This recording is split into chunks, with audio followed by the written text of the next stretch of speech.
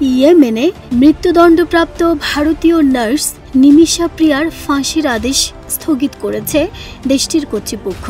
16 জুলাই তার মৃত্যুদণ্ড কার্যকর হওয়ার কথা ছিল, তবে জানা গেছে নিহত ব্যক্তির পরিবার আপাতত তা স্থগিত করতে রাজি হয়েছে। যদিও এর মানে এই নয় যে নিমিষা প্রিয়াকে মুক্তি দেওয়া হচ্ছে বা তাকে ভারতে ফিরিয়ে আনার কোনো সিদ্ধান্ত হয়েছে। এদিকে ভারত সরকার এর আগে জানায় তারা তাদের সামর্থ্যের মধ্যে যতটা সম্ভব চেষ্টা করেছে নার্স নিমিষা প্রিয়ার মৃত্যুদণ্ড কার্যকর যেন না হয়। এখন শেষ ভরসা হতে পারে ব্লাড মানি বা রক্তমূল্য, যা ইসলামী শরিয়া আইনে নিহতের পরিবারকে ক্ষতিপূরণ হিসেবে দিলে তারা দোষীকে ক্ষমা করতে পারে। ভারত সরকার জানিয়েছে তারা সব রকম সহায়তা দিয়ে যাচ্ছে এবং গত কয়েকদিনে নিহত ব্যক্তির পরিবারের সঙ্গে আপোষে পৌঁছানোর জন্য সময় চেয়ে একাধিকবার অনুরোধ করেছে। সেই প্রচেষ্টার ফলেই নিমিষার ফাঁসির আদেশে স্থগিতাদেশ এসেছে।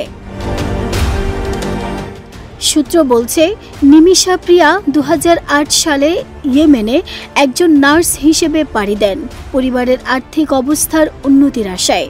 প্রাথমিকভাবে তিনি স্থানীয় একটি হাসপাতালে কাজ করলেও পরে ব্যক্তিগতভাবে ইয়েমেনের একজন ব্যবসায়ীর সহযোগিতায় একটি ক্লিনিক খোলেন। স্থানীয় আইনের কারণে তালাল আব্দো মাহাদি এতে তার অংশীদার হন। কিছুদিন ক্লিনিক ভালোই যাচ্ছিল, কিন্তু তালাল পরে তাকে নির্যাতন করতে শুরু করেন। শুধু তাই নয়, নিমিষার সব টাকা হাতিয়ে নেন। এক পর্যায়ে তালাল নিমিষার পাসপোর্ট পর্যন্ত রেখে দেন। ফলে নিমিষা ইয়েমেন থেকে ফেরার সব উপায় হারিয়ে ফেলেন। আত্মরক্ষার চেষ্টা হিসেবে 2017 সালে নিমিষা তালালকে কৌশলে ঘুমের ওষুধ পুশ করেন। এতে তালাল অজ্ঞান হয়ে পড়লে নিমিষা তার পাসপোর্ট উদ্ধার করতে সক্ষম হন।